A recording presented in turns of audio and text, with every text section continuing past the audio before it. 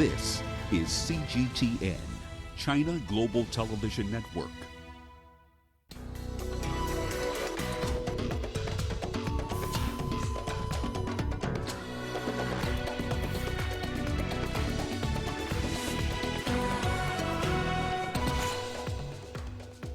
Violent protests continue across the United States as demonstrators demand justice over the death of an unarmed black man in police custody. The U.S. administration announces move to strip Hong Kong of its preferential status, but the city's finance chief says it's fully prepared. And bandits kill dozens in string of attacks in northwest Nigeria. Hello and thank you for joining us on Africa Live here on CGTN. From Nairobi, I'm Mahia Mutua. Also coming up this hour. In business, poultry farmers in Uganda struggle to revive businesses post-lockdown. And in sports, Rugby South Africa seeks a way forward amid the coronavirus pandemic. Well, we begin the bulletin in the United States, where the governor of the state of Minnesota has held an early morning press conference after days of chaos following the death of George Floyd. The unarmed African-American man died at the hands of a white police officer in the city of Minneapolis, sparking protests across the country.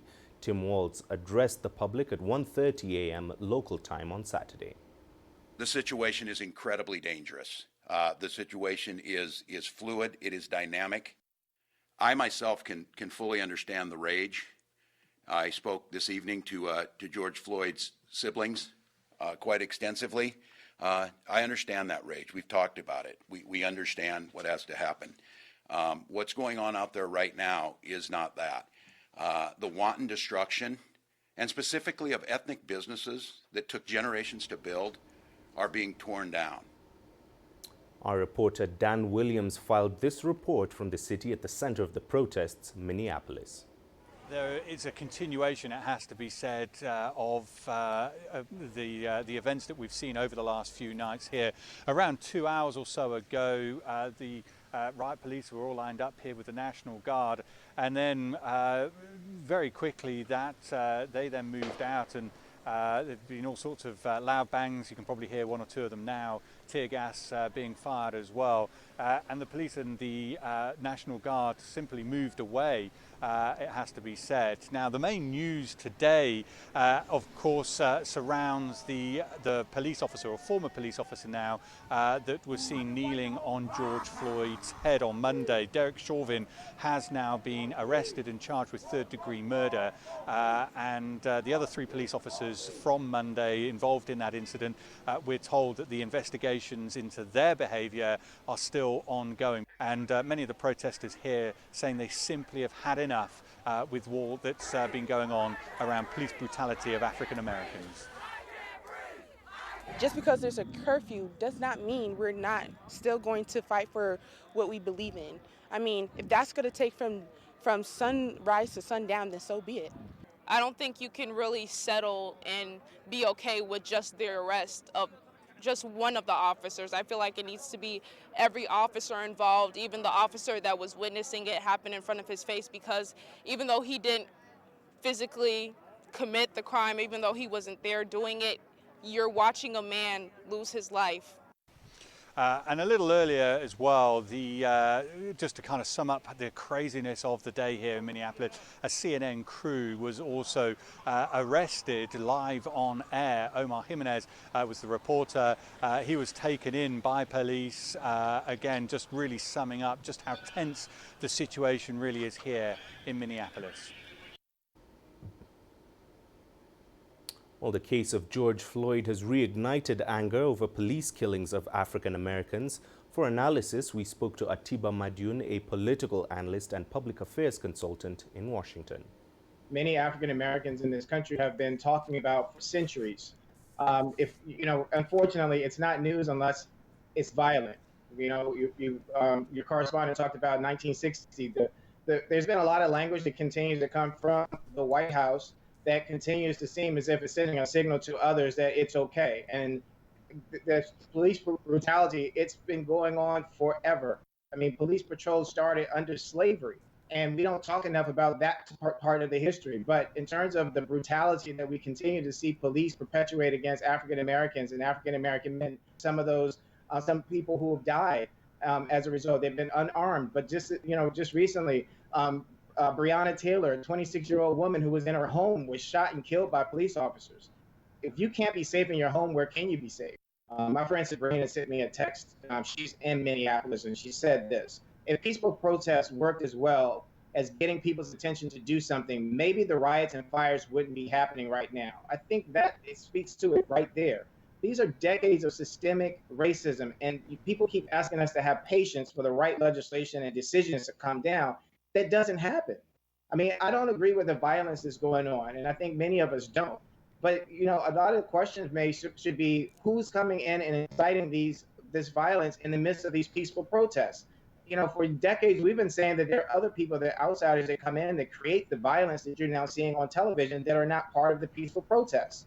I mean, if you think about the fact that every time we try to fight a legal battle, something is taken away from minorities. How many times, and you ask what can state and federal officials do?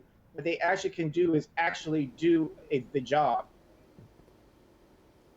Now, the militarization of American police forces is in full force as footage from across the U.S. pours in of protests taking place across the country.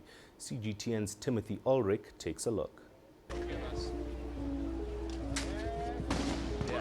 August 2014, Ferguson, Missouri. Weapons of war roamed the streets after protests erupted. Demonstrators took to the streets after 18-year-old African-American Michael Brown was shot and killed by police.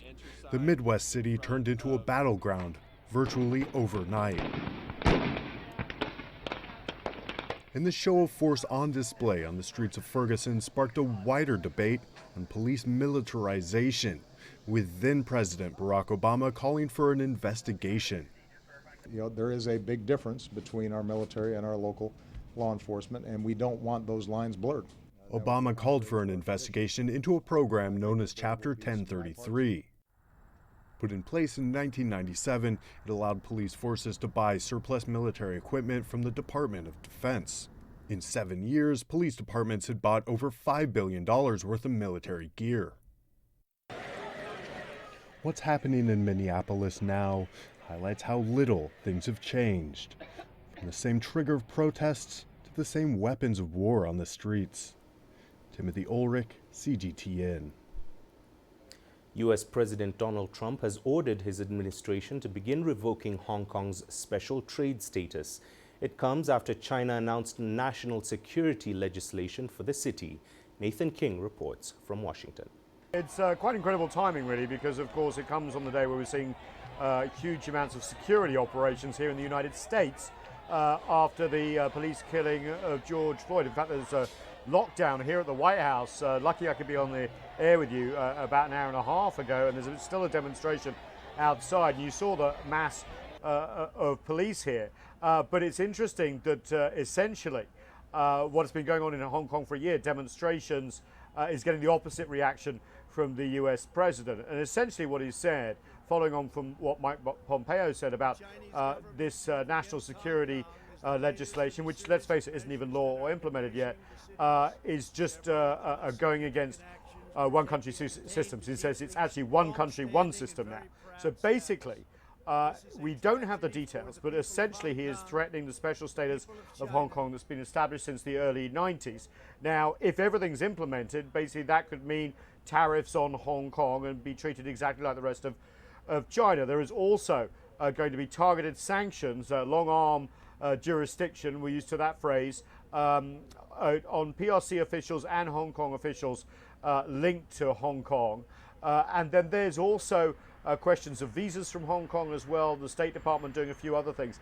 Now, separately from that, there are other things thrown at China, including banning of students in certain high-tech universities that may have links with the People's Liberation Army education system. This could actually affect quite a few dual research areas. And as you know, Chinese students, there's a lot of them here, and they're very highly valued.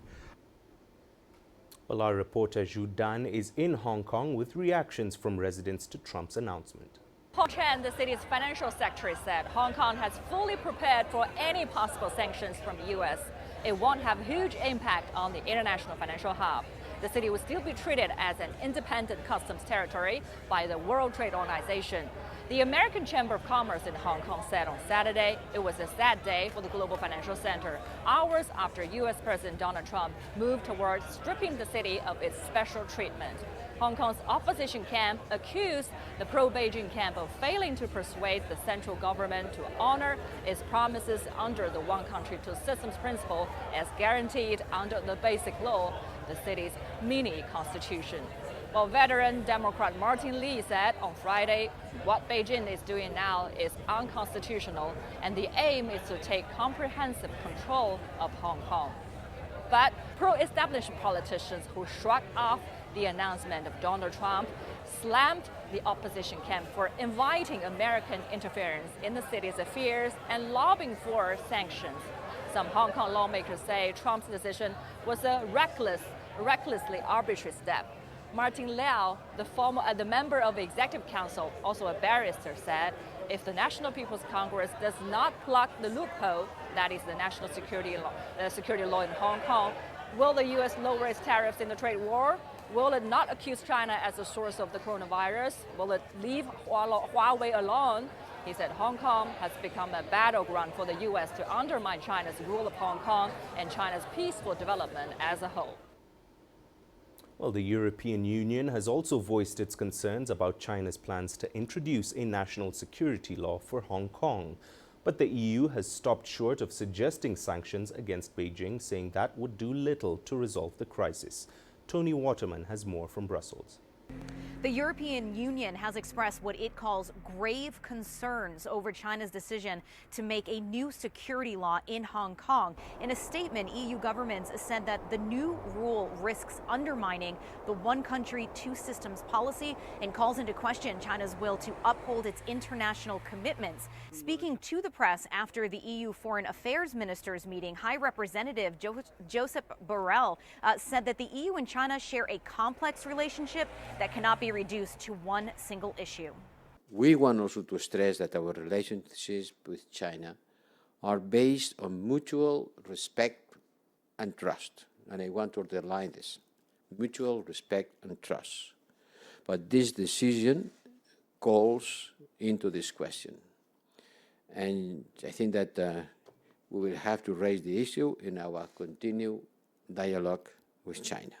Mr. Borrell said any action by the EU would be commensurate with China's decision, but ruled out sanctions, saying that he did not believe this was the best way forward. That is in sharp contrast to the United States, which is currently mulling sanctions against Beijing. Mr. Borrell also said China's growth over the past 2 decades has been impressive and that the bloc needs to have a relationship with Beijing if it plans on solving major global problems like climate change. Now, on the investment front, Mr. Borrell said he did not see the tensions interfering with a September summit between EU leaders and Chinese President Xi Jinping in Germany, where a major investment deal is slated to be signed. There are, though, a number of outstanding issues around this deal, some of which Mr. Borrell touched upon today, including a level playing field and market access. Tony Waterman, CGTN, Brussels. President Donald Trump also says the U.S. is terminating its relationship with the World Health Organization. It means the end of hundreds of millions of dollars in funding to the UN agency and comes as the coronavirus pandemic rages on. We will be today terminating our relationship with the World Health Organization and redirecting those funds to other worldwide and deserving urgent global public health needs.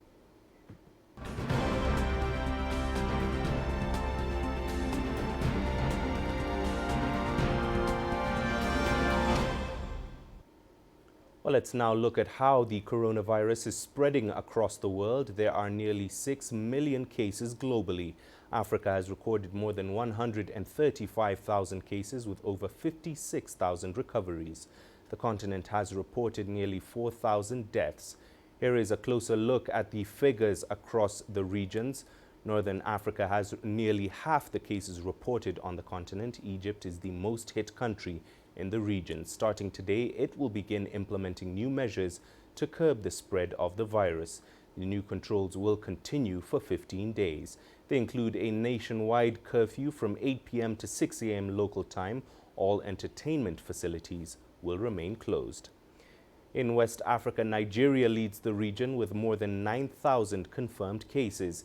Ghana comes second with over 7,000 cases. A 95-year-old war veteran in the country has joined efforts against the pandemic. He walked for 1 week to raise funds for healthcare workers fighting COVID-19 in Africa. Here in East Africa, Kenya has been reporting a daily increase in cases for the past 1 week. The country's extended curfew ends on the 6th of June. Tanzania, on the other hand, has provided no update for the past 2 weeks. Central Africa has reported slightly fewer cases than the East African region. It has the lowest number of deaths on the whole continent. The country of Burundi has 42 cases. Its first lady is reportedly in Kenya. She is said to have been airlifted after contracting COVID-19.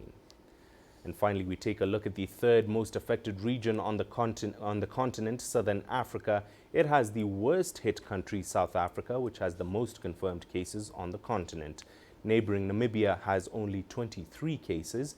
It'll begin to ease restrictions starting Friday. Domestic travel between regions and within cities will be allowed. Several businesses will also be allowed to reopen.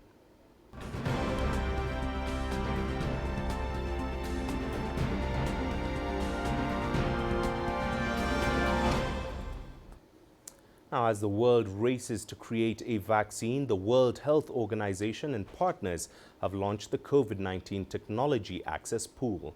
It is an initiative aimed at making vaccines, tests, treatments, and other health technologies to fight COVID-19. It was first proposed by President Carlos Alvarado of Costa Rica back in March. It'll provide a one-stop shop for scientific knowledge, data, and intellectual property to be shared equitably by the global community.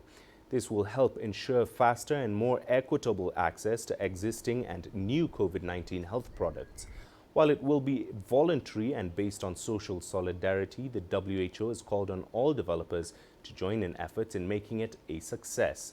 30 countries and multiple international partners and institutions have already signed up to support the initiative.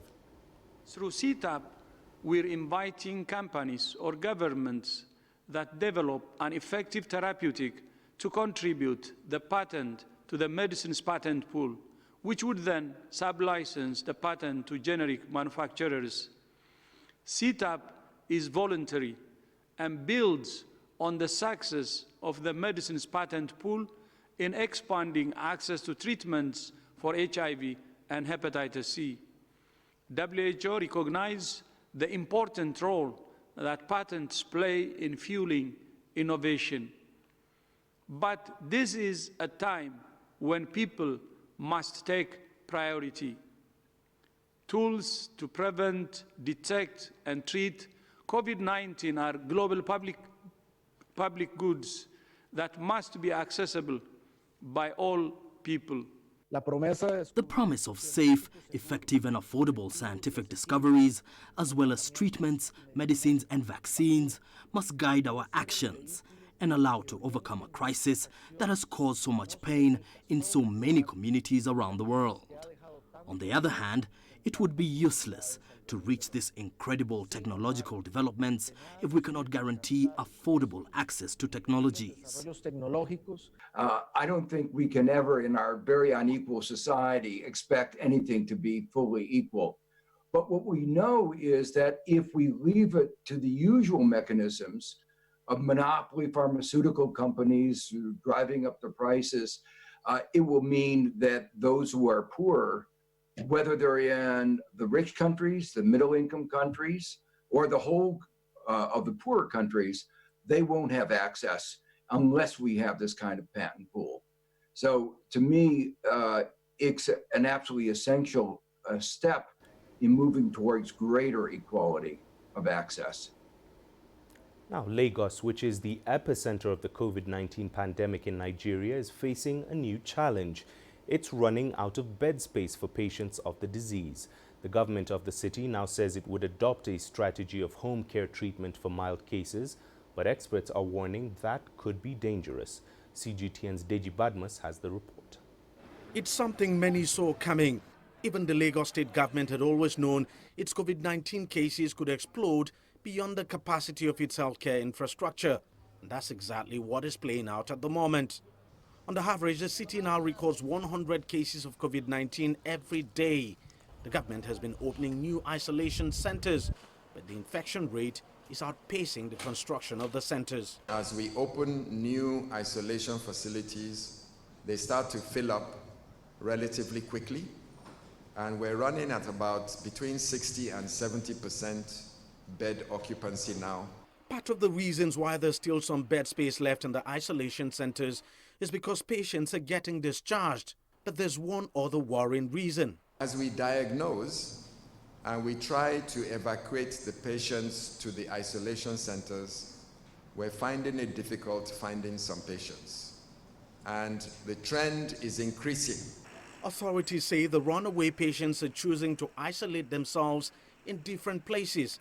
And it's partly for that reason and the overstressed isolation centers that it is now adopting a home care management of patients with mild to moderate cases. The concept of home isolation is being practiced by many Nigerians, even though it is not yet a state or a national policy. But the people of Lagos are practicing home isolation, which is one of the reasons why we as government are trying to transition to home care, home-based, because it's happening anyway. But medical experts in the city are divided over the issue of home care management. The number of persons coming into the isolation centers is higher than the number of persons that are exiting from the isolation centers. And I'm sure this has prompted the need to reconsider the treatment pattern, especially for asymptomatic cases. So I totally am in line with the propositions of the Lagos state government. In the slum, you have people that are staying like 5, 6, 10, 20 in a room. No sanitary condition, no hygiene, no sanitation, no water supply. And then now you are transferring these people to such community and such house for home management. They have to stay in a room. They have to be alone inside that room. They have to use a different toilet. They have to use different utensils. Who's going to take charge of them? The Lagos state government says managing a single patient in an isolation center is costing around $130. The government is also projecting the number of cases in the city could hit around 120,000 by July. So the home care management policy might just be a difficult proposal to ignore. Deji Badmus, CGTN, Lagos. Well, it's time for us to take a short break, but don't go anywhere. Here's what's coming up on Africa Live. UN extends arms embargo and other sanctions on South Sudan. And gunmen kill dozens in string of attacks in northwest Nigeria.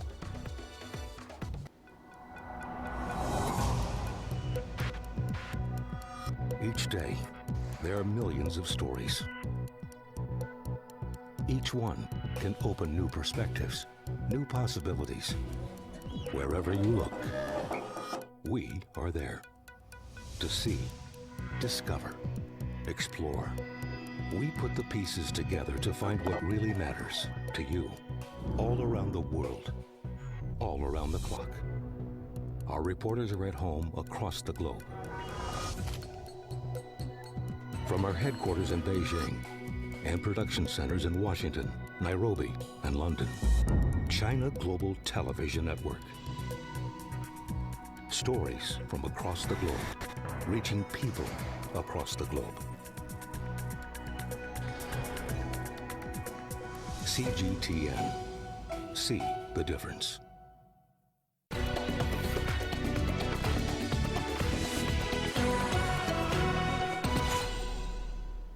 Welcome back. Now, the United Nations Security Council has approved a resolution to extend an arms embargo on South Sudan for a year. The travel ban and financial sanctions for targeted individuals will also remain in effect. The United States drafted document received 12 votes in favor on Friday, with Russia, China, and South Africa abstaining. The 15-member body also urged South Sudan's leaders to finalize the establishment of the Transitional National Unity Government and fully implement all provisions of the 2018 peace agreement, including allowing unhindered humanitarian access to deliver aid. Now, CGTN's Patrick Oyet joins us for more on that story from Juba with more. Patrick, what is the significance of the UN extending arms embargo and other sanctions in South Sudan?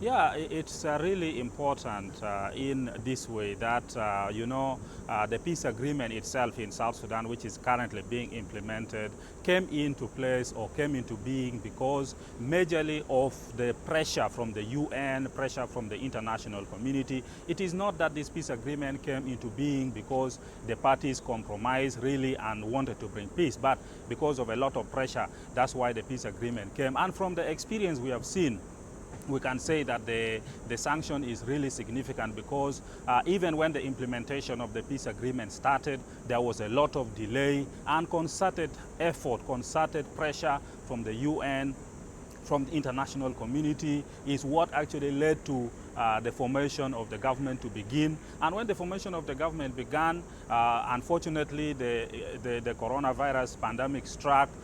Most of the countries started looking inwards. They were not focused on matters outside their borders. And we've seen the peace process implementation, therefore, slowing down. The formation of the government is not complete. And, of course, the IGAD, which is the East African Regional Body, which is overseeing the implementation, the special envoy cannot come to Juba because movement is restricted. So it is pressure from bodies such as UN, from the international community is expected to push the peace process forward. Not only that, of course, there are people who in South Sudan say even those who are sanctioned, especially individuals who are sanctioned, they do not have assets in foreign countries, so it is difficult to see the impact of the sanction. But the issue is if you are a politician and you would like to advance your political career in future, then the sanction therefore affects you. So it will deter also other people who still believe in the military might to try and advance their political, issues that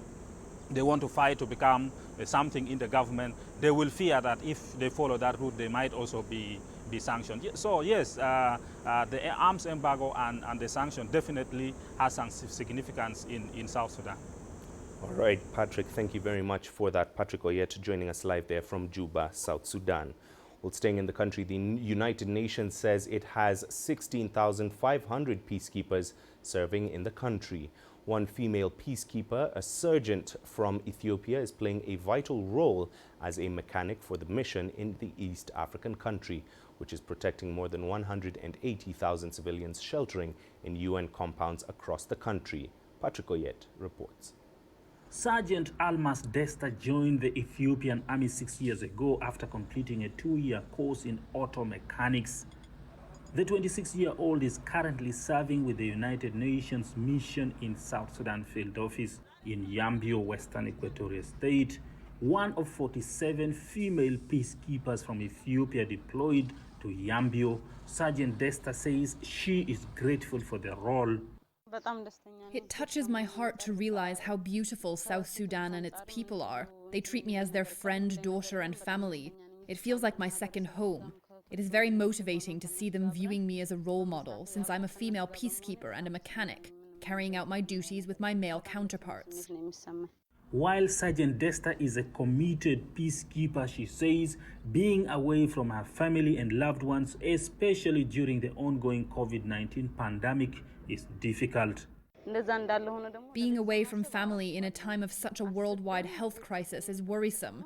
In all my daily communication with my family back home, like on Facebook, I share health tips on what they should do to protect themselves to stay safe from the pandemic. A busy work schedule leaves little time for communicating with her family.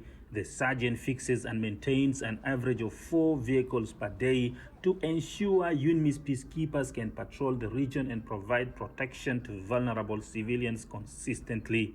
UN peacekeepers have been in South Sudan since it declared independence, working to help communities affected by years of political violence. Thousands of them remain in the country, providing security to displaced people, promoting human rights, rule of law, and road rehabilitation. Despite the hardships and sacrifices that being a peacekeeper entails, Sergeant Desta recommends it as a career option for young women across the globe. I advise all fellow females to protect themselves from early marriage. I also like to advise all women to choose this sector of auto mechanics, which is still mostly managed by men. We can and should demonstrate our equality and enjoy mechanics if that's what really inspires us. Women are now playing a greater role in peacekeeping, and peacekeepers like Sergeant Desta can serve as a source of inspiration within communities they serve. Patrick Oyet, CGTN, Juba, South Sudan. Now, the death toll in Nigeria's northwest continues to rise following a series of armed attacks. At least 74 people have died so far from an earlier count of 60. Here is CGTN's Kelechi Emekalam with the details. Strings of attacks prevalent in Nigeria's northwestern region, fueled by communal disputes, armed banditry, and clashes between cattle herders and farmers over land. Among the latest incidents was a raid on 5 villages in Sokoto State. Dozens were killed, a situation security experts describe as overwhelming. I think the current administration is overwhelmed by the sheer numbers of attack killings, mass atrocities that have been committed in different parts of the country. I've seen a situation whereby number of ungoverned spaces could actually be attributed to where we have increase in mass atrocities. For instance, when you look at the numbers, the states with big landmass are actually the states that are witnessing issue of criminality, banditry, mass atrocities, simply because there are a lot of ungoverned spaces, in the state. The attacks continue despite several peace efforts and military interventions.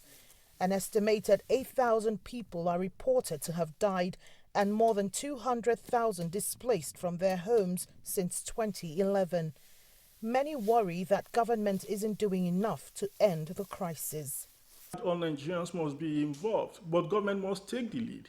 Because in finding a solution to this, there must be a strategic roadmap on how to combat banditry and the rising insecurity in Nigeria. There must be a coordinated effort towards that.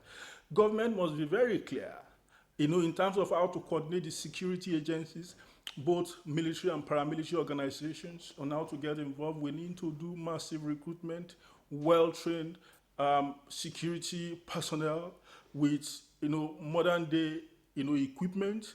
We also have to go on economic reform. We have to restructure Nigeria in such a way that we get many Nigerians working. If you don't restructure Nigeria in such a way that local government, state, become very effective and economically viable, what we are going to see are idle hands and youths who have nothing to do, taken to arms and taken to criminality. Police say investigations are underway to bring perpetrators to book. Locals continue looking to security agencies for protection. Meanwhile, the federal government has unveiled plans to establish mobile police bases in affected areas. Kelechi Emekalam, CGTN Abuja, Nigeria. Burundi's main opposition party has filed a case in the Constitutional Court challenging last week's presidential election result, claiming there is evidence of fraud. The country's election commission says governing party candidate, retired General Evariste Ndayishimiye, won the presidential election with 69% of the vote, and opposition candidate Agathon Rwasa got 24% of the vote. The court will have until June the 5th to decide the case. Meanwhile, the UN Security Council has called on all stakeholders to preserve a peaceful climate in the country and use legal means to resolve any disputes. Taking into account that the electoral process is yet to be completed, the members of the Security Council called on all stakeholders to preserve a peaceful climate and to continue to utilize peaceful and legal means to resolve any matters that may arise from the electoral process. The members of the Security Council noted the call of the African Union Commission and the United Nations Secretariat to all political actors to refrain from incitement that may lead to violence and to favor concerted action in dealing with electoral disputes. The members of the Security Council reiterated their full commitment to and support of the people of Burundi. Well, it's time for us to check on what's coming up in the business. Poultry farmers in Uganda struggle to revive business post-lockdown. And consumers desperate for alternatives turn to home brews in South Africa. Images may appear to be identical, but looks can be deceiving. The difference is not always obvious. It has to be discovered. There are always different sides to a story. We put the focus on the details. To see more, to understand better. CGTN. See the difference.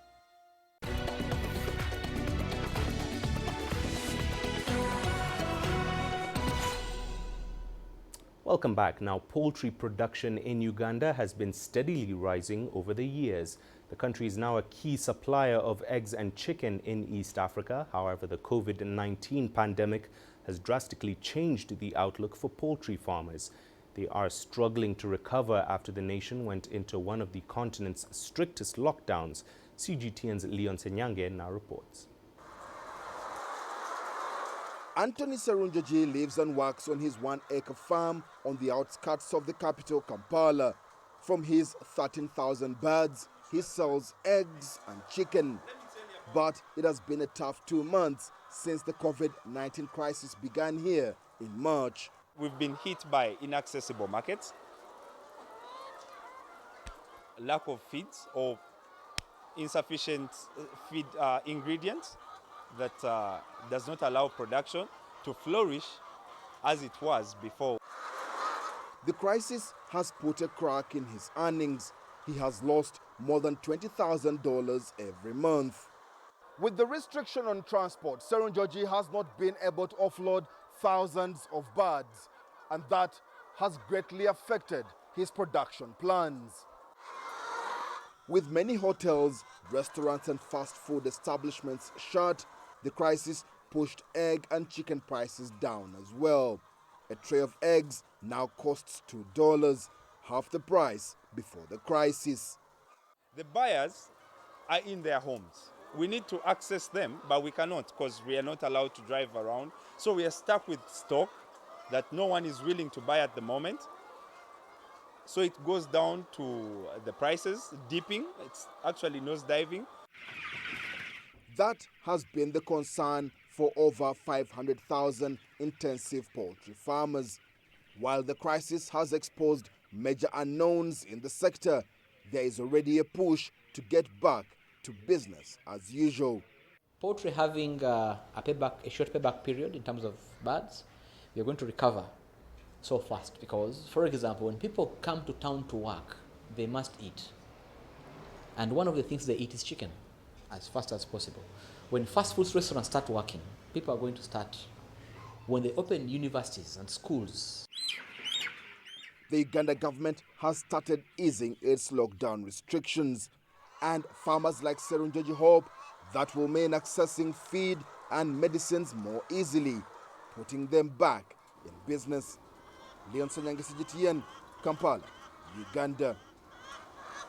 Now, since President Cyril Ramaphosa banned alcohol sales to help stop the spread of COVID-19, South Africans have turned to home brewing to quench their thirst. From vodka and ciders to even pineapple beer, there has been a significant rise of people creating their own alcoholic drinks in the comfort of their homes. CGTN's Daniela Pearson reports. At a time when South Africa's liquor industry is in dire straits, it's not all doom and gloom for Frank van Vansveen. the market has absolutely gone crazy. When the liquor ban was initially announced, we had people coming to the shop in a panic and essentially buying everything inside. And a few weeks later, the online orders on our website had grown out of control to a point where we could barely deal with them anymore. Bars and off-licenses in South Africa have been closed since late March, under a strict COVID-19 lockdown imposed by the government. However, the decision hasn't stopped customers desperate for alternatives. From vodka ciders to pineapple beer, there's been a significant rise of people creating their own alcoholic drinks from the comfort of their homes. We made home brews in school, so it's been there, and people just have to do it in the safe way. I think there are sites where you can get the ingredients and the right procedures. While the home brewing business is a boon for the likes of Van Vesveen, it's also coming at the expense of traditional purveyors of booze. Some of us, our religion believes on doing home brewed beer, going to the cemeteries, talking to our ancestors the way we believed from the back days. We couldn't do that. So it means like even our ancestors don't matter anymore. Our religion doesn't matter anymore. With an easing of lockdown restrictions from June 1st, alcohol sales will once again be permitted in South Africa, though under tight restrictions and only for home consumption. Nonetheless, Van Vesveen says he won't end his backlog, as he expects many of his new customers to stick with home brewing, whether as a new hobby or due to financial strains brought on by the pandemic. Daniela Pearson, CGTN. Now, in the heart of Dar es Salaam, Tanzania, the Mwenge Wood Carvers Market is famous for local artisans who create beautiful and unique wooden items. The market sells wooden masks as well as goods from fabrics to sandals, beaded necklaces, and more. The COVID-19 outbreak has kept tourists away, causing low sales as tourists are no longer coming, but the artisans are coming together to find a way to survive. CGTN's Daniel Kijo with more. Wood carving is a blend of imagination, art, and specialized carpentry. And for 30 years, Nyunga Joseph has worked to perfect this craft. Before COVID-19, he mostly sold his pieces to tourists who take wood carving back as souvenirs and gifts. And he used to earn up to $1,200 per month. But since the pandemic hit Tanzania, it's been a fight for survival. We have been affected in every way, from economically and income. We can't even eat properly. We get meals by the grace of God, through small favors. Since the suspension of international airlines due to COVID-19, the market has lost most of its valuable customers, causing serious impacts for the over 600 local artisans. Many of the wood carvers here have used the skill they learned decades ago to survive and provide for their families. But since COVID-19 hit Tanzania, they now have been forced to carve out a solution online so as to secure their future.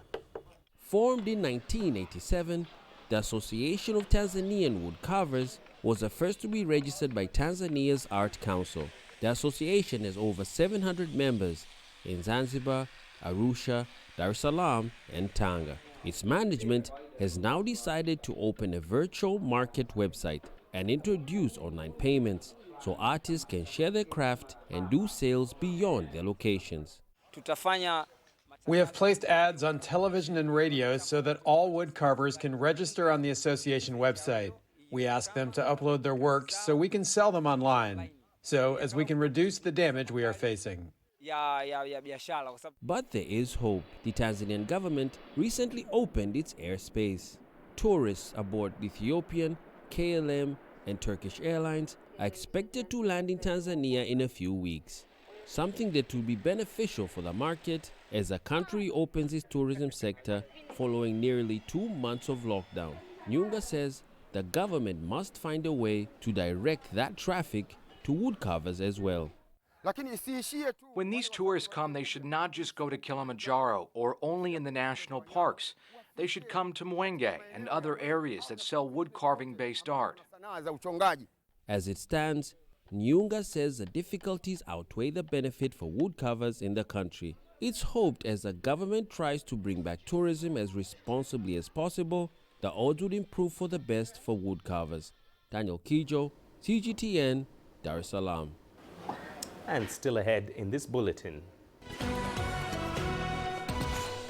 we look at challenges faced by residents of Kenya's Kibera slum during COVID-19. Africa is the nexus of enterprise, and global business will tell you why it matters. From the mega investment projects to multi-billion-dollar mergers and acquisitions. Africa today collects, just in terms of revenues from taxes alone, $545 billion a year. If you take 10% of that and you devote it to the energy sector, problem solved. All this on Global Business, weekdays at this time on CGTN.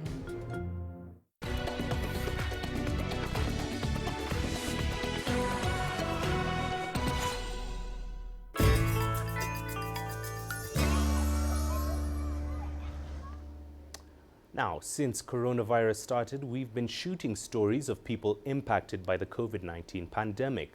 Today, we meet young Kenyan journalists who are using their photography and video skills to tell the stories about the residents of Kibera and the challenges they face during this global pandemic. Let's take a look. Since coronavirus started, we've been shooting stories of people, how people live in Kibera. So different households, so many people are like facing different challenges, though they live in the same place.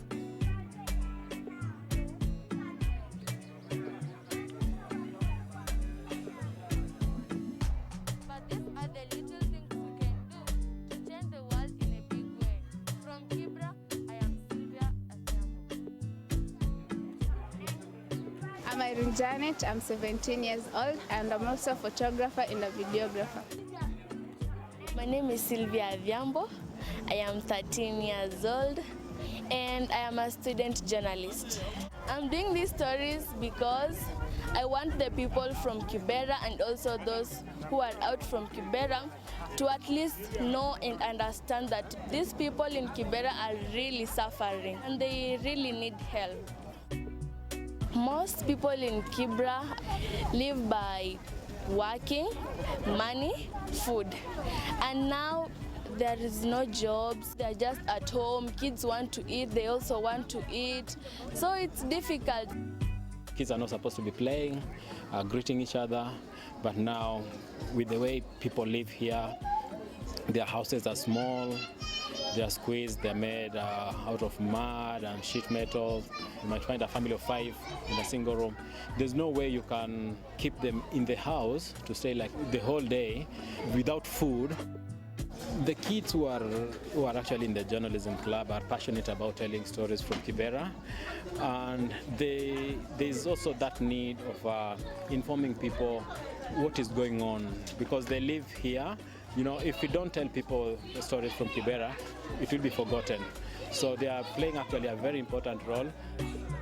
Shooting is so important because they're also telling the positive side of Kibera to the world. For them not only to know the negative. The Kibera people have set water points everywhere. If you just feel like washing your hands, you do that. And that's, I think, the best part of them. They not only care about themselves, but they care about the community as large.